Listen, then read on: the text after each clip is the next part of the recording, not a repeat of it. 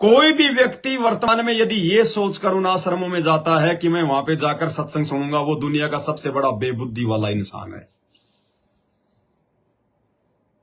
क्योंकि तू अपने घर से आश्रम में जाएगा, अगर 100-200 किलोमीटर भी तू दूर है, यदि तू 50 किलोमीटर दूर भी रहता है आश्रम से, क्योंकि आश्रम के पास तो कोई रहते नहीं भगत, कोई 100 किलोमीटर से आएगा, कोई 50 किलोमीटर से आएगा, तो किसी को तो 2 घंटे का टाइम लग रहा है जाने में, किसी को 3 घंटे का, किसी को 1 घंटे का।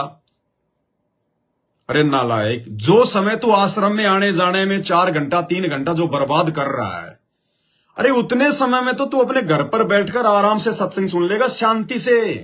तेरे को तो कोई डिस्टर्ब भी करने वाला नहीं मिलेगा। बस में धक्के खाएगा, गर्मी लगेगी, सर्दियों में तेरे को सर्दी लगेगी, 20 लोगों की बीड़ी की धुआं सूंघेगा उन बसों में, दुनिया भर का शोर शराबा। और वहां जाके तू क्या सत्संग सुनेगा भीड़ में? अरे भीड़ में जाके क्या सत्संग सुनेगा? कोई बच्चा रो रहा है, कोई बच्ची रो रही है, कोई इधर उधर की बातें कर रहा है, क्योंकि वहां ज्ञान तो है ही नहीं। कोई तो अपने बेटा बेटी के रिश्ते की बातें करता हुआ मिलेगा, उधर सत्संग भी चल रहा है। कोई भर के चाय का कटोरा सुल्ड सुल्ड कर रहा है, कोई खाना खाने में बिजी है, कोई चूना ईंट पत्थर सीमेंट के कट्टे जो है की मजदूरी करने में लगा हुआ है, कोई आपस में एक दूसरे की बातें कर रही है, बहुत दिनों में आई, आज तो कहां थी तू, पिछली बार तो आई नहीं, मिली नहीं। उधर गुरुजी सृष्टि रचना सुना रहे हैं। क्या खाक सत्संग सुनोगे आप? तो मनोरंजन के लिए जाना तो जाओ, पिकनिक मनाने के लिए जाना तो जाओ, टाइम पास के लिए जाना तो जाओ, लेकिन ये मत कहो कि आश्रम में जाकर हम सत्संग सुनते हैं या हम सत्संग सुनने के लिए आश्रम में जा रहे हैं। ये बहुत बड़ा धोखा कर रहे हो तुम अपने साथ में। वहां भी तुम्हें वही सत्संग सुनाया जाएगा, एलसीडी में, डीवीडी में या फिर माइक में लगाकर, जो सत्संग ऑलरेडी तुम्हारे घर पर हैं, तुम्हारे मोबाइल में हैं, टीवी चैनलों पर आते हैं, मेमोरी कार्ड में है, वही सत्संग है वहां भी। तुम्हारे गुरुजी जेल से आकर लाइव सत्संग नहीं सुना रहे।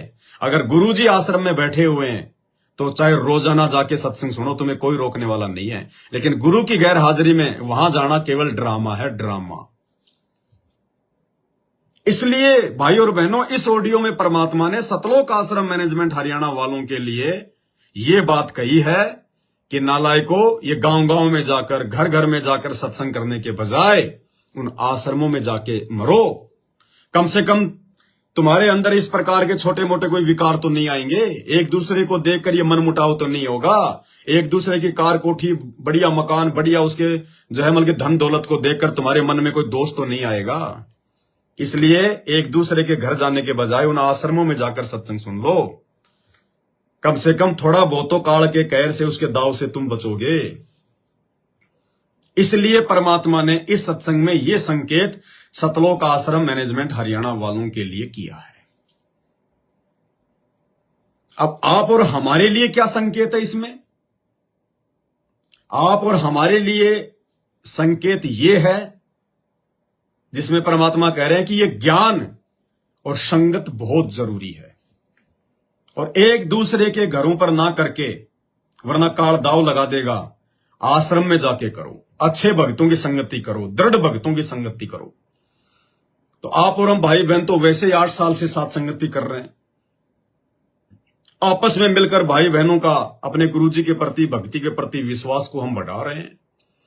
हम ज्ञान आधार से जो दृढ़ हो रहे हैं। घर घर को परमात्मा ने आश्रम बनवा दिया, घर घर को। अब हमारे लिए क्या संकेत है? हमारे लिए आश्रम में जाने का मतलब उन सतलोक आश्रमों में जाने के लिए आदेश नहीं है। हमारे लिए आश्रम क्या है? साथ संगति से जुड़े हुए वो भगत, वो भाई बहन जिन्होंने सतगुरु रामपाल जी भगवान के ज्ञान को आधार बनाकर अपने इस मनुष्य जीवन के मकसद को समझकर कि मेरा मकसद क्या है, मेरा टारगेट क्या है, बच्चे पैदा करना, गुरु बना लिया, 1 घंटा सत्संग सुन लिया, 3 समय की आरती कर ली, बाकी अपना इधर उधर घूमना, यारी दोस्ती, फलाना दिखना, काम धंधे में बैल की तरह लगे रहना, अनावश्यक धन इकट्ठा करना, ये हमारा मकसद नहीं है।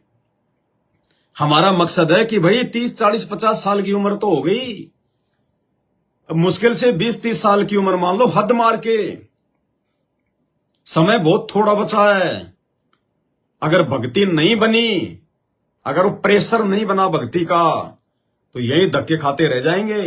एक बार यदि सतगुरु रामपाल जी भगवान के पावन चरण कमल अगर इस धरती से अगर उठ गए, यानी परमात्मा अपनी लीला समाप्त करके यदि सतलोक को जो है वो चले गए, उसके बाद में सतलोक जाने का मौका नहीं है, चाहे कितना सिर पटक लेना, कितने पैर पटक लेना।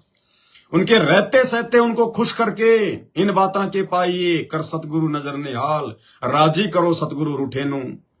कि हम जिस परमात्मा को सतलोक में उठाकर आए हैं काल के साथ, उनको नाराज करके आए हैं, हमने उस परमात्मा को आज भक्ति करके उनकी मर्यादाओं में रहकर अपने जीवन का टारगेट केवल सतलोक की प्राप्ति को बनाकर हमने अपने गुरुदेव के दिल में जगह बनानी, हमने उनको प्रसन्न करना है।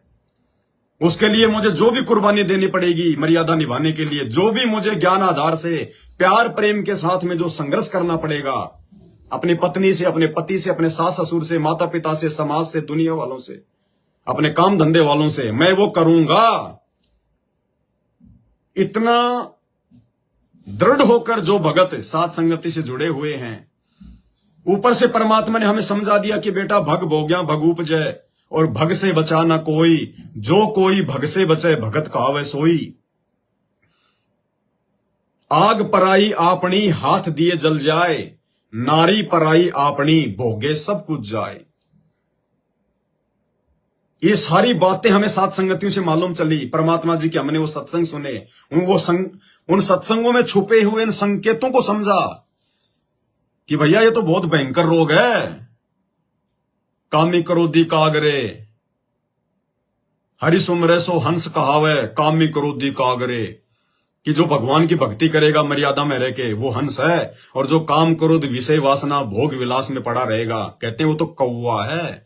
भक्ति करते करते भी परमात्मा ने उसको काग की संज्ञा दी है कि कामी क्रोधी लालची इनसे भक्ति ना होए, भक्ति करे कोई सूरमा। सूरमा कौन होगा? जो इन सब चीजों से छुटकारा प्राप्त कर लेगा। कि बाढ़ में जाए, असंख्य युग हो गए ये पति पत्नी के चक्कर में पड़ते हुए, विषय वासना भोग विलास के चक्करों में पड़े हुए। राजा अब्राहिम सुल्तान जैसे ना जाने कितने लाखों जन्म हमने भोग लिए। 16-16 हजार रानियां आप और हमारे भी हो चुकी हैं। ये ना सोचो कि राजा जनक के 10,000 रानियां थी, अब्राहिम सुल्तान के 16,000 थी, फलाने के 5,000 थी। ये सारे जन्म हम भी भोग चुके हैं। अरे मार्कंडे ऋषि जब वो चींटियों के बिल के पास बैठा हुआ था और इंद्र आ गया उधर से, इंद्र ने कहा कि महाराज जी क्या ध्यान से देख रहे हो इन चींटियों को? तो मार्कंडे ने कहा कि इंद्र मैं ये देख रहा हूं कि इनमें से कौन सी चींटी कितनी बार इंद्र की पदवी पर रह चुकी है, देवताओं का राजा रह चुकी है। तो इंद्र को तो बड़ा आश्चर्य आया, पसीने आ गए कि महाराज चींटी और इंद्र? बोले हाँ बेटा, इनमें से केवल एक चींटी ऐसी है जो हजारों चींटियां थी, लाखों चींटियां, उनमें से मार्कंडे ने कहा एक चींटी ऐसी है जो केवल एक बार ही देवताओं के राजा के पद पर जो है रह चुकी है। बाकी चींटियां तो गिनती नहीं है, कोई 100 बार इंद्र रह चुकी है, कोई 1000 बार इंद्र रह चुकी है। पसीने आ गए भाई के। तो भाई और बहनों, आप और हम आत्माएं असंख्य युगों से कितने समय से ये सृष्टि रची हुई है, कितना समय बीत गया हम सतलोक से यहां आए हुए, अरबों खरबों गिनती नहीं है, इतने युग बीत चुके हैं। तब से लेकर ना जाने हमने कैसे कैसे जीवन भोग ली हमने। हम बड़े बड़े राजा रह चुके, महाराजा रह चुके। परमात्मा कहते हैं कोटि जन्म तू राजा की, ना मिटी न मन की आशा, भिक्षुक होकर दर दर घूमिया मिला न निर्गुण रासा।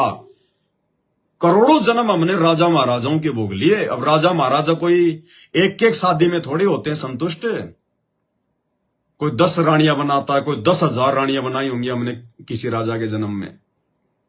मुसलमान घर में जन्म लेके हमने 5-5 बीबियां रखी होंगी, 10-10 बीबियां रखी होंगी। और क्या कहता परमात्मा? लख भर सूरा जूझ ही लख भर सावंत दे, लख भर यति जहान में तब सतगुरु शरणा ले। कि आज तुम जो मेरी शरण में आए हो, परमात्मा कहते हैं कि आज जो तुम सतगुरु की शरण में आए हो ना, ऐसे थोड़ी आए हो। लाखों जन्म तुमने सूरमाओं के भोग लिए, लख भर सूरा जूझ ही लख भर सावंत दे, लख भर सावंत शरीर वाले शरीर तुमने भोग लिए। और लख भर यति जहान में, लाख बार तुम हनुमान जैसे बलवान यति रह चुके हो। ऐसे ऐसे जीवन भोगने के बाद आज तुम्हें सतगुरु की शरण प्राप्त हुई है। तो मेरे भाई, उन जन्मों में हमने कितनी ब्याह शादियां की होंगी, कितने हमने जो है कुकर्म किए होंगे। तो ये सारे रस हम भोग चुके हैं। तो इस ज्ञान से, गुरुदेव के सत्संगों से, साध संगति से जुड़कर जब ये बात हमारे दिल में बैठ जाएंगी कि भैया वो 10-10 हजार रानियां, 16-16 हजार रानियां भोग कर भी जब इस पापी मन की संतुष्टि नहीं हुई, तो आज एक स्त्री को भोग कर तू कौन सा पहाड़ पे चढ़ जाएगा, कौन सा तू एवरेस्ट की जो है चोटी पे चढ़ जाएगा, कौन सा भगवान तेरे को की मेडल दे देगा कि बेटा तूने तो बहुत ही महान काम कर दिया। तो परमात्मा कहते हैं कामी क्रोधी लालसी इनसे भक्ति ना होए, भक्ति करे कोई शूरमा जात वर्ण कुल खोए। तो ये सारी बातें समझ के, साथ संगत से जुड़ के, विचारों से परिचित होके, जो दृढ़ भगत हैं परमात्मा के, जो हीरे मोतीलाल हैं परमात्मा के, जो वीआईपी आत्मा है, जिनका एक ही मकसद है कि जब लाखों साल का जीवन भोग के, हजारों रानियां प्राप्त करके जब इस पापी मन की संतुष्टि नहीं हुई, तो अब एक स्त्री को इस कलयुग में प्राप्त करके है, और ये आधी उम्र तो मेरी निकल चुकी है, और ये 10-20 साल की उम्र में मैं कौन सा यहां पे जोमल की मेडल प्राप्त कर लूंगा। फिर वो दृढ़ आत्मा, फिर वो विषय वासना से दूर हो जाएगी, अपने गुरु भगवान से आशीर्वाद लेगी, उनसे आज्ञा लेगी, उनसे प्रार्थना करेगी, विनती करेगी। परमात्मा उसको आशीर्वाद देगा, उसको सद्बुद्धि देगा, क्योंकि गुरु आशीर्वाद बिना विषय वासनाओं से दूर ब्रह्मा विष्णु महेश भी नहीं हो सकते। आप और हमारे जैसे 2 कोटि के जीवों की तो औकात क्या है। तो परमात्मा ने कुछ साथ संगत से जुड़े हुए भगत भाई बहनों के घरों को आश्रम बना दिया। उन्होंने अपने घर घर में बेड लगा लिए, अपने गुरुदेव भगवान के बेड लगा लिए घर घर में। जैसे दास के घर पे मालिक की दया हो रखी है, दास परमात्मा के चरणों में बैठकर, जहां परमात्मा जी का बेड लगा हुआ है, ये बैठकर दास भाई बहनों से लाइव बातें कर रहा है। तो ये आश्रम है, ये आश्रम बन गया घर, रियल आश्रम बन गया। ये आपका गुरु आपके घर पर विराजमान हो गया, आपने अपने गुरु को अपने घर पर विराजमान कर लिया, आपने अपने गुरुजी के लिए बेड लगा दिया अलग से, आप अपने गुरुजी की सुबह शाम चरणों की सेवा करते हो, आप अपने सतगुरुदेव भगवान को 3 समय आप उनको भोग लगाते हो। दूध पीना है तो पहले हमारे गुरुजी को भोग लगेगा, चाहे मंगलाचरण के साथ में लगो। जूस पीना है तो हमारे गुरुजी को भोग लगेगा, पहले 1 गिलास भर के मालिक से प्रार्थना करके रख देंगे हम वहां पे 5 मिनट के लिए मालिक के जोमल की बेड पर, और मालिक से अरदास करेंगे कि परमेश्वर ये बंदी छोड़, ये प्रथम भोग परमेश्वर आपको समर्पित है, परमात्मा हमारे लिए प्रसाद रूप में दीजिए दाता, भले मंगलाचरण करो, उसके बाद हम पिएंगे जूस।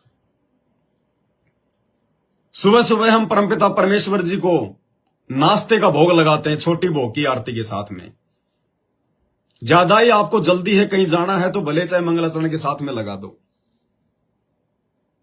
फिर हम परमात्मा जी का भोग तैयार करते हैं, भोजन भंडारा 11-12 बजे के आसपास, हलवा राम, जो भी घर में साग सब्जी बनती है, देसी घी का भंडारा बनता है, हम अपने गुरुदेव भगवान को पहले भोग लगाते हैं छोटी भोग की आरती के साथ, उसके बाद हम वो भोजन ग्रहण करते हैं। फल फ्रूट कभी मार्केट से लाए, 2 धाके पहले अपने गुरुजी को भोग लगाएंगे, फिर हम खाएंगे, फिर रात्रि में हमारे भगवान को भोग लगेगा भंडारे का। तो ये आश्रम बन गया आपका घर। गुरुजी की सुबह शाम जो है चरण सेवा, कभी वैसे बैठ गए अपने गुरुजी के पास आके दिन में, उनके चरणों में, उनके बेड पे, उनके चरणों की तरफ अपना जो हम सिर टेक के आराम से बैठ गए, आराम से मालिक के चरणों में अरदास करने लगे, प्रार्थना करने लगे। एक असीम शांति अंदर से, असीम आनंद, क्योंकि परमात्मा कहते हैं जहां जन से महिमा सुनूं वहां मैं गवन करंत, वो तो नगर अमान है जहां मेरे प्यारे संत। और परमात्मा कहते हैं जिस घर में भगवान को भोग लगाया जाता है, परमात्मा भोग प्रसाद ग्रहण करने के लिए अवश्य आते हैं, चाहे उनके लाख भगत लगाएं, चाहे पूरी दुनिया लगाए, क्योंकि सतगुरु रामपाल जी भगवान अनंत कोटि कलाओं के भगवान है। ये कितने ही रूप बना सकते हैं, सूक्ष्म रूप में कहीं भी आ जा सकते हैं, शब्द रूप है परमात्मा, जब चाहे जहां जितने रूप बना के जो है ये प्रकट हो जाए।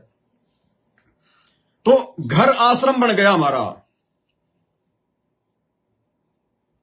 जिस घर में विषय वासना नहीं है, जिस घर में भोग विलास नहीं है, जिस घर में परमात्मा की भक्ति होती है, तीनों समय की आरती होती है, अखंड देसी घी की जोत जलती है, सुबह शाम परमात्मा को भोग लगता है, उनके चरणों की सेवा होती है, जिस घर में बीड़ी सिगरेट गुटखा मांस शराब वगैरह सेवन करने वाले को अंदर आने भी नहीं दिया जाता। अगर कोई विशेष काम है, कोई प्लम्बर है, कोई इलेक्ट्रीशियन है और कुछ काम करवाना है, कोई रिपेयरिंग करवानी है, तो मेन गेट पे उसको हाथ जोड़ के प्रार्थना करते हैं, भाई साहब ये मंदिर है जहां पे आप जा रहे हैं, अंदर ये आश्रम है, अगर आपकी जेब में बीड़ी सिगरेट गुटखा कोई खन्नी पान मसाला है, आपसे प्रार्थना है आप जी उसको साइड में यहां पे जो है रख दें, जाते समय आप अपना उठा लें और आप ये पानी से अपने हाथ धो लीजिए, आप जी अपना मुंह साफ कर लीजिए, कुल्ला वाला कर लो, ये गुटखा वटका थूक दो, उसके बाद में आप जी अंदर चल के काम करो। वो भी अचंभित हो जाएगा कि मैं तो 20 साल से ये काम कर रहा हूं, आज तक मैंने कोई ऐसा व्यक्ति नहीं देखा जिसने मेरे को इस प्रकार से कहा हो। वो भी प्रेरित होगा आपसे कि यार इस दुनिया में ऐसे आदमी भी हैं वर्तमान में जो इन चीजों से इतनी जो है नफरत करते हैं। वो भी आपसे जो है प्रेरित होगा। उसके बाद वो आदमी अंदर आएगा, अपना काम करके जाएगा, उसमें कोई दोष नहीं है। आपने उपदेश ले रखा है और आपके घर में यदि कोई ऐसा निकम्मा है जो गुरु जी का ज्ञान नहीं सुनता, गुरु जी का विरोध करता है, आपका पति है शराब पीता है, गुटखा खाता है, शराब पीता है, मांस खाता है, तो उसमें हमें दोष नहीं है, क्योंकि परमात्मा कहते हैं कबीरा तेरी झोपड़ी गल कटियन के पास, जो करेगा सो भरेगा, तू क्यों भैया उदास। यदि किसी गला काटने वाले के पास यानी कसाई के दुकान के पास यदि आपका मकान है और वहां यदि रोज वो बकरे काट रहा है, वो गले काट रहा है उन जानवरों के, और बराबर में आपका मकान है, आप भगत हैं, तो परमात्मा कहते हैं बेटा तेरे को कोई दोष नहीं है, जो कुकर्म करेगा दोष उसको है, तू अपनी मर्यादा अपनी भक्ति का ध्यान रख। तो इस प्रकार से भाई बहनों के घर आश्रम बन चुके हैं, रियल आश्रम। तो साथ संगत वालों के लिए परमात्मा ने यह संकेत किया है उस ऑडियो में कि भाई अब वो समय आ चुका है। पहले जो छोटी छोटी साथ संगतियां हुआ करती थी, आज उस भगत के घर पे साथ संगति है 2 दिन की या 1 दिन की, अगले महीने उस भगत के घर पे है साथ संगति 1 दिन की या 2 दिन की। जहां पे हम लोग जाया करते थे, दास भी जाया करता था, पूरी पूरी रात परमात्मा की महिमा होती थी, उनके शब्द गाते थे, ज्ञान चर्चा होती थी। अब परमेश्वर कह रहे हैं कि बच्चा अब वो समय निकल चुका है। कच्चे पच्चे भगत साथ संगति में भी हैं। ऐसा नहीं है कि साथ संगति से जुड़ के सारे परमात्मा के हृदय में बैठ गए। मालिक ने मौका दिया है, मौका देता है परमात्मा साथ संगति से जोड़कर। साथ संगति से जुड़ते ही ये ना समझ लेना कि ये तो बहुत पक्का भगत है, बहुत अच्छा भगत है। नहीं, साथ संगति तो केवल एक थ्रेसर है जिसके अंदर गेहूं की पूलियां दी जाती है, फिर वो अंदर से वो छलनी होता है, कचरा अलग निकलता है, गेहूं जो है वो अलग निकलता है। तो साध संगति से जुड़ने मात्र से किसी को बहुत अच्छा भगत मान लेना ये मूर्खता है। आंख बंद करके विश्वास नहीं करना किसी के ऊपर, क्योंकि लोग 4-4 साल साथ संगति से जुड़ के, 3-3 साल साथ संगति से जुड़ के भी अपने कर्म फोड़ने के लिए वापस उन्हीं सतलोक आश्रमों में जाके बैठ गए आज। क्योंकि ये परमात्मा का 13वां पंथ है, यथार्थ कबीर पंथ है ये साथ संगति। इसमें तो कोई सूरमा टिक के रह सकता है। सूरमा कामी क्रोधी लालची इनसे भक्ति ना होए, भक्ति करे कोई सूरमा जात वर्ण कुल खोए। कबीर का मार्ग कठिन है नहीं कायर का काम, इस पर चले कोई सूरमा या 8 पहर संग्राम। तो साथ संगति कोई खाला का घर नहीं है जो आए अपने आप को भगत बना लिया, ठप्पा लगा लिया, 4 दिन साथ संगति का लोगो लगा लिया है, 4 दिन मीठी मीठी बातें कर ली, पवन दास के वीडियो देख लिए तो हम बन गए भगत। बहुत बड़ी गलतफहमी। भगत के लक्षण तो ऑटोमेटिक दिखाई देने लग जाएंगे उसके आचार विचार से, उसके बोलचाल से, उसके व्यवहार से। भगत किसी से अड़ता नहीं है। दास गरीब सकल में साहेब नहीं किसी से अड़ना रे। अगर आप सही और फिर भी यदि आपको कोई गलत साबित कर रहा है तो उसे लड़ो मत, झगड़ो मत, अड़ो मत। ठीक है भाई, दास में कोई गलती होगी भाई, भगत जी आप जो कह रहे हो सकता भाई ठीक है, लेकिन मेरी समझ में तो देखो आ नहीं रही, हो सकता भाई दास गलत हो। एक तो ये, और नहीं तेरे को क्या पता, तू कल सात संगति में जुड़ा है, मैं तो 2 साल से जुड़ा हूं सात संगति में, मेरे को सब पता है, मैं पुराना भगत हूं। ये होता है अहंकार, घमंड, मान बढ़ाई। वो टूटेगा, वो काल की गोद में जाएगा, वो भगत नहीं है। तो इस प्रकार से सभी मर्यादाओं में रहकर जिन भगत भाई बहनों ने विषय वासनाओं से दूरी बनाकर अपने घर में परमात्मा का बेड लगाकर फालतू में रिश्तेदारियों में आना जाना जिन्होंने छोड़ दिया, बाहर का पानी तक नहीं पीते हम। पानी भी अगर लेंगे तो साफ सुथरी जगह से लेंगे या कोई पानी की बोतल लेंगे। पहले अपने गुरुजी को छोटे अंदेव की आरती या मंगलाचरण के साथ में भोग लगाएंगे, उसके बाद हम उस पानी को ग्रहण करेंगे जो बाहर का पानी है। बाहर हम कोई भी फास्ट फूड नहीं खाते, चाउमीन, बर्गर, कचौरी, समोसा, पिज्जा, मैगी, फैगी, कुछ नहीं खाते हम। खाने की इच्छा ही नहीं होती। फिर भी यदि किसी की इच्छा है तो बाहर से कच्चा सामान लाकर अपने घर पर बनाकर खाओ। पहले अपने गुरुदेव भगवान को भोग लगाओ, देसी घी में बनाओ।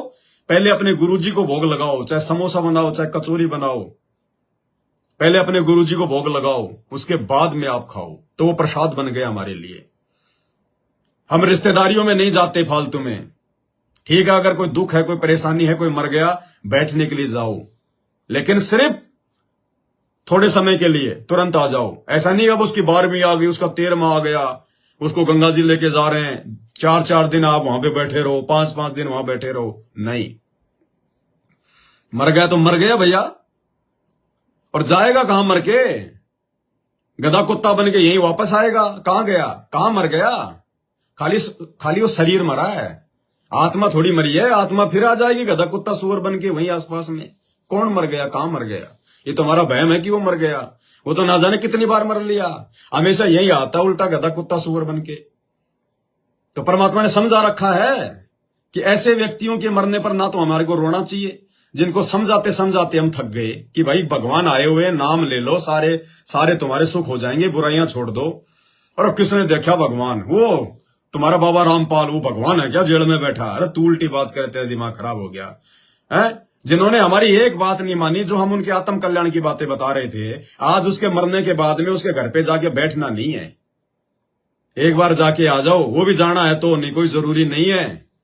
मर गया तो तुम जाके उसको जिंदा नहीं करने वाले, और ना उस समय तुम्हारी वहां पे कोई ये बातें सुनने वाला। और ब्याह शादी में तो हमारे को जाना ही नहीं है। किसी भी प्रकार के खुशी के अवसर पर तो साथ संगति से जुड़े हुए भाई बहनों ने अपने रिश्तेदारों के घर पर जाना ही नहीं है, ना अड़ोस पड़ोस में जाना, चाहे खुद के चाहे भाई के लड़के की शादी क्यों ना हो। नहीं जाना तो नहीं जाना। घर पर कोई रिश्तेदार आता है तो बढ़िया खिलाओ पिलाओ, सेवा करो, मालिक की जो है ज्ञान चर्चा करो, लेकिन उस दिन आपने उस ड्रामे में शामिल होने नहीं जाना।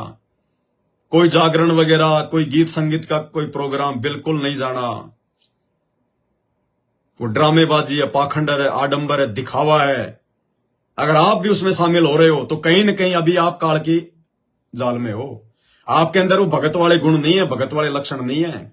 आपके अंदर कहीं न कहीं अभी वो भगतपना नहीं है। आपके अंदर से इच्छा ही नहीं बनेगी उन बकवादों में जाने की, ब्याह शादियों में जाने की। आपके अंदर लोकलाज समाप्त हो जाएगी। आप ये कभी विचार ही नहीं करोगे कि मैं अगर मामा की लड़की की शादी में नहीं गया, मामा के लड़के की शादी में नहीं गया, फलाने फूफा के लड़के की शादी में नहीं गया, तो वो क्या कहेंगे मेरे बारे में? क्या कहेंगे? तू कोई देश का राष्ट्रपति है क्या जो तेरी बेइज्जती हो जाएगी, कोई तेरा वो हो जाएगा? है भाई, कह लेंगे 4 बातें, क्या फर्क पड़ रहा है? तेरे गुरुजी को पूरी दुनिया कह रही है आज बिना ज्ञान के। तेरे गुरु के कोई फर्क नहीं पड़ रहा, तो तेरे क्या फर्क पड़ रहा भाई? गुरु वचन को निभाते हुए तो शीश कटाना पड़ जाए, वो भी मतलब सस्ता सौदा है। शीश दिए जो गुरु मिले तो भी सस्ता जान। नहीं जाना, गुरु वचन पे रहना है, भक्ति करनी है। सारी सांसारिक क्रियाएं समझ में आ गई हैं। अपने गुरुजी के मकसद को पूरा करो, उनका सहयोग करो, उनके मिशन में सहयोग दो। जिस आडंबर पाखंड को मिटाने के लिए परमात्मा 30 साल से संघर्ष कर रहे हैं, और तुम उसी आडंबर और पाखंड में रिश्तेदारियों में जा जाके ऐस कर रहे हो। नहीं, हम शादी है मामा के, मैं कुछ खाऊंगा नहीं, कुछ पीऊंगा नहीं, मैं तो चुपचाप जाके अपना बैठ जाऊंगा, बस एक बार मुंह दिखा के आ जाऊंगा। तू कोई सलमान खान है क्या जो अपना मुंह दिखा के आएगा? या तेरा मुंह देखे बिना वहां के लोगों को मतलब कि भोजन अच्छा नहीं लगेगा? क्या मुंह दिखाएगा तेरी भुंडी सकल जाके वहां? ये भी कमजोरी है, ये भी एक प्रकार से मान बढ़ाई है, लोकलाज है। कि मैं नहीं गया तो वो क्या कहेगा, क्या कहेगा? तू कोई हस्ती है क्या? क्या है तेरी औकात, क्या है? 2 कौड़ी के जीव। नहीं जाना बिल्कुल भी, भगवान प्रसन्न करना है। तेरा गुरु अगर कभी शादी में गया हो, तेरे गुरु ने अगर कभी जन्मदिन मनाया हो, तेरा गुरु अगर किसी तीये की बैठक में गया हो, जब से तू अपने गुरु को जानता है, और हम कब से जानते हैं? जब से हमने उनसे नाम लिया है। जब से आपने अपने गुरु से नाम लिया है, उसके बाद आप अपने गुरु को देखकर चलोगे तो भक्ति में सफल होगे। तेरा गुरु कब किसी शादी में शामिल हुआ? रिश्तेदार तो तेरे गुरु के भी हैं। अरे रिश्तेदार तो तेरे गुरु जी के भी हैं, कोई मर थोड़ी गए सारे। तेरा गुरु कब गया शादी में, तीये की बैठक में? तेरा गुरु कब कुल्लू, मनाली, शिमला, मसूरी, ऊटी, मुन्नार कब घूमने गया, पिकनिक मनाने पहाड़ों पे, जो तू जा रहा है? तेरा गुरु कब गया ड्रामेबाजियों में शामिल होने के लिए? फलाने का रिटायरमेंट हो रहा है फूफा जी का, चलो चलो चलते हैं, फूफा जी बढ़िया पार्टी दे रहे हैं, पैसे वाली पार्टी, उधार भी मदद कर देगा। तेरा गुरु गया कभी? तेरे गुरु ने कभी अपने रिश्तेदारों से कोई उम्मीद लगाई कि मुसीबत में वो मेरा रिश्तेदार मेरा साथ दे देगा? अपने गुरु को देख के चलेंगे तो सफल होंगे, नहीं तो भक्ति पे जूत पड़ेंगे, जूत अंत में छोड़ जाएगा परमात्मा यहीं पे, काल घसीटेगा फिर। सतगुरु विमुखा युग युग रोवे। तो ये सारी बातें सोच समझ के साथ संगतियों से जुड़ के जिन जिन भगत भाई बहन ये सारे नियम फॉलो कर रहे हैं, हार श्रृंगार, artificial jewellery, nail polish, lipstick वगैरह, पाउडर मेकअप, कुछ नहीं, सिंपल सादा। दुनिया सोचे तो सोचे विधवा हो गई, हम तो विधवा ही अच्छी हैं, आज नहीं तो कल विधवा तो होना ही है। कौन सुहागन है यहाँ पे? कोई सुहागन है तो बता दे मेरे को। हमने दुनिया के उन तानों को सहन करना है, उनकी व्यर्थ की बातों को अपने दिल पर नहीं लेना है, वो नादान है, अबोध हैं। हम अगर अपने गुरुजी के वचन पर चलकर भक्ति सफल कर गए तो सतलोक में चले जाएंगे, और वो दिन रात सोने चांदी के गहने पहनकर डांस करने वाली, ब्याह शादी में जाने वाली, अगले जन्म में वो कुतिया बन के घूमेंगी यहीं पे नंगी होके। तो हमने गुरु वचन को महत्व देना है, समाज को महत्व नहीं देना है। तो इन सभी बातों को सोच समझकर साथ संगतियों से जुड़कर, साथ संगतियों के सभी रूल को फॉलो करके जो भगत भाई बहन वर्तमान में भक्ति कर रहे हैं, उनका घर आश्रम है। और जो भाई बहन इन नियमों को फॉलो नहीं कर रहे, जो भाई बहन अभी विषय वासनाओं से दूर नहीं हुए हैं, उनके विषय में दास ने आज से 6 महीने पहले लाइव आकर वीडियो बना दिया था कि भाई और बहनों, आज के बाद से साथ संगतियां समाप्त हो रही हैं। जितना वीडियो परमात्मा ने बनवाना था बनवा दिए, हजारों की संख्या में परमात्मा ने जगह जगह साथ संगतियां करवा दी। भगत समाज को जो संदेश है सदगुरु रामपाल जी भगवान ने इस पवन दास को निमित्त बनाकर दिलवाने थे, आप जियों तक पहुंचा दिए। पूरी पूरी रात आंखें फाड़ फाड़ के, गला फाड़ फाड़ के, खाना वाना खा के, भंडारा लेके रात को 10 बजे हम बैठते थे साथ संगति में, सुबह 4-5 बज जाते थे। कितना समझाया एक दूसरे को। तो परमेश्वर ने कहा कि बेटा वो समय निकल चुका है, सबको ज्ञान हो चुका है, सब तक संदेशा पहुंच चुका है कि संत रामपाल जी का असली मार्ग क्या है। अगर भक्ति सफल करनी है तो आपको भक्ति मार्ग पर किस प्रकार से जो है वो चलना है, ये आप लोगों ने, भाई बहनों ने साथ संगतियों के माध्यम से चर्चाएं खूब की हैं, सबको पता चल गया और आपने रिपीट भी कर दी सारी बातें। अब उसके बाद भी यदि जगह जगह आप साथ संगतियां रखोगे तो फिर राजनीति शुरू हो जाएगी। फिर वो ज्ञान भगत हजम नहीं कर पाएंगे, वो सभी ज्ञानी बन गए, वो फिर अपना अपना ज्ञान निकालेंगे बाहर। एक दूसरे में फिर मनमुटाव बढ़ेगा, राग द्वेष बढ़ेगा, ईर्ष्या बढ़ेगी, कोई एक दूसरे की बात नहीं मानेगा, क्योंकि सब यहां तक ज्ञान से पूरे जो है बल्कि भर चुके हैं। तो परमेश्वर ने दास को प्रेरणा की थी 6 महीने पहले, इसलिए दास ने कह दिया था आप सभी भाई बहनों को लाइव आकर कि आज से जो जगह जगह साथ संगतियां होती हैं वो बंद हैं, कोई भी भगत ना जाए। अगर किसी ने साध संगति अगर वो करनी है, अगर किसी ने कहीं अपने भगत भाई बहनों के घर पर इकट्ठा होके परमात्मा की चर्चाएं यदि करनी है, उनकी महिमा गानी है, तो केवल उन्हीं भक्तों के घर पर साध संगति होगी जिस भगत का घर आश्रम बन चुका है। गुरुजी कह रहे हैं ना ऑडियो में, केवल आश्रम में संगत करो। तो उस मूर्ख संगत के लिए, देखा देखी में चलने वाली सतलोक आश्रम वालों की संगत के लिए तो वो सतलोक आश्रम है, जहां पे उनको जाके भाई गांव गांव में ना जाके, घर घर में ना करके उन आश्रमों में जाने के लिए आदेश है, क्योंकि उनके लिए तो वो है आश्रम। और आप और हमारे लिए वो आश्रम है, साथ संगत से जुड़े हुए सत्सेवक भाई बहनों के लिए वो भक्तों के घर आश्रम है, जिन भक्तों ने विशेष तौर पर ज्ञान को आधार बनाकर साध संगति से जुड़कर विषय वासना से मुक्ति प्राप्त कर ली। पति पत्नी में भाई बहन के संबंध स्थापित हो चुके हैं, हर प्रकार की मान मर्यादाओं में है, ना रिश्तेदारों की कोई लोक लाज करते, ना भाई बंधुओं की, ना समाज की, और विशेष तौर पर परमात्मा के दास बनकर भक्ति कर रहे हैं कि भगत हो चाहे जगत हो, दो बातें बोल दे, दो गाली निकाल दे, कोई बात नहीं, उल्ट के जवाब नहीं देंगे, नीचे गर्दन करके आगे निकल लेंगे। हमारा परमात्मा हमारे साथ है, वो पल पल देख रहा है। इस भाव से दास बनकर, विषय वासनाओं से दूर होकर, घर घर में बेड लगाकर, आश्रम बनाकर, भगवान से जो है डरकर जो भक्ति जो कर रहे हैं भगत, वो घर हमारे लिए आश्रम है। तो दास ने कहा था कि यदि आपको साध संगति भी करनी है तो केवल उन्हीं दृढ़ भगतों के घरों पर जाकर करो, क्योंकि जो भगत ऑलरेडी, जो भगत बेचारा जो पहले से ही जो विषय वासनाओं से दूर हो चुका है, तो जो भगत विषय वासनाओं से दूर हो गया वो कामी क्रोधी लालची नहीं होगा। उसके मन में फिर छोटे छोटे ये विकार नहीं आएंगे, मान बढ़ाई वगैरह, ईर्ष्या वगैरह, लोभ लालच वगैरह। वो पैसों के लिए साथ संगति नहीं करवाएगा, वो केवल भक्तों की सेवा के लिए, ज्ञान चर्चा के लिए साथ संगति करवाएगा। तो ऐसे भगत के आश्रम में जाकर, ऐसे भगत के घर पर यदि 2, 4, 5, 10 भगत इकट्ठे होते हैं, परमात्मा की ज्ञान चर्चा करते हैं, तो उस घर पर विशेष तौर से परमात्मा का आशीर्वाद होता है। क्योंकि आश्रम में विषय वासनाओं की चर्चा नहीं होती, आश्रम में विषय वासना नहीं होती है। चाहे कोई पति पत्नी भी 5 दिन के लिए गए हैं, आश्रम में विषय वासना नहीं होती है। तो वो भगत का घर आश्रम बन चुका है, तो वहां पर आपको सद्बुद्धि मिलेगी, वहां पर आपको ज्ञान आधार से परमात्मा के जुमल की चर्चाएं सुनने को मिलेगी। उस भगत के घर पर, जिसने अपने घर को आश्रम बना लिया है, वो भगत आपको वहां बैठाकर राजनीति की चर्चा नहीं सुनाएगा, वो अपने बेटा बेटी की चर्चा नहीं सुनाएगा, वो अपने रिश्तेदारों की बातें नहीं बताएगा, अपनी जमीन जायदाद और जो है प्रॉपर्टी की चर्चा नहीं करेगा। ज्यादा से ज्यादा 1 दिन, ज्यादा से ज्यादा 2 दिन, बस।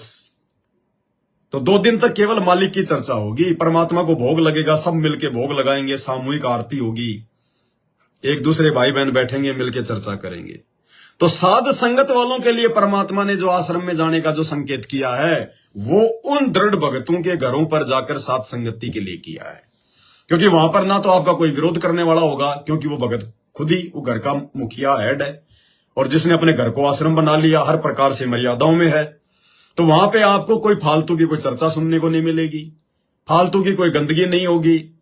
समय पे भगवान को भोग लगाएंगे, बैठ के मालिक की हम चर्चा करेंगे, थोड़ा बहुत हम लोग मतलब अपना जो मतलब आराम कर लेंगे। ज्यादा भीड़ हमने जानी नहीं है, क्योंकि हमारा कोई एक ही आश्रम तो है नहीं।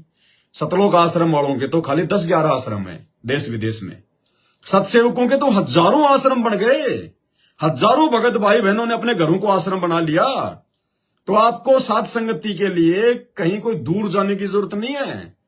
आप थोड़ी सी नजर दौड़ा के देखो कि ऐसा भगत कौन है जो विषय वासनाओं से दूर है, मान बढ़ाई अहंकार से दूर है, जिसने अपने घर पर भगवान का बेड लगा रखा है, मालिक की सेवा करता है, अपनी भक्ति करता है, नेक नीति ईमानदारी से अपना काम धंधा करता है। तो वहां जाकर 2, 4, 5 भगत आसपास के कभी भी अपना महीने में या 15 दिन में भगत जी से अपना समय लेके कि भगत जी अगर परमात्मा को प्रेरणा करें तो छोटी सी साध संगति आपके घर पे हो जाए भगत जी, थोड़ा सा आत्मा को जो है खुराक मिलेगी। तो उसको भी परमात्मा यदि प्रेरणा वो करेगा तो वो आपको हाँ कर देगा। तो निश्चित समय पे जाके परमात्मा को भोग लगाओ, मालिक की ज्ञान चर्चा करो, परमात्मा के शब्द गा लो, आत्मा हमारी चार्ज होती रहेगी भी जो है बीच बीच में। तो यहां पर साध संगत वालों के लिए परमात्मा ने यह संकेत किया है। हमारे आश्रम, हमारे भगत भाई बहनों के वो घर हैं जो आश्रम बन चुके हैं। इसलिए परमात्मा ने 6 महीने पहले ही, जहां छोटी छोटी सात संगतियां होती थी, परमात्मा ने पहले दास को निमित्त बनाकर आपको संदेशा दिला दिया कि अब वो सात संगतियां नहीं होंगी। अब अगर सात संगतियां होंगी तो केवल उन्हीं भक्तों के घर पर होंगे जो पूर्ण रूप से, जिनको परमात्मा का आशीर्वाद प्राप्त है, जो पूर्णतया विषय वासनाओं से दूर है। बाकी जो कच्चे पच्चे भगत हैं, जो किसी मजबूरी में या किसी और किसी कारण से या किसी ज्ञान की कमी के चलते, जिनके यहां पे कुछ ना कुछ जो है कमी है, चाहे विषय वासनाओं को लेकर अभी तक वो तैयार नहीं है, या और किसी प्रकार की मान मर्यादाओं को लेकर वो तैयार नहीं है, तो वहां जाकर अब हमने पहले की तरह सात संगतियां नहीं करनी, क्योंकि वहां पे पूर्ण रूप से परमात्मा का आशीर्वाद नहीं है। भगत तो हैं, मैनेजमेंट वालों से तो लाख गुना अच्छे हैं, लेकिन आश्रम तो आश्रम ही होता है। आश्रम जो होता है उसमें विषय वासनाओं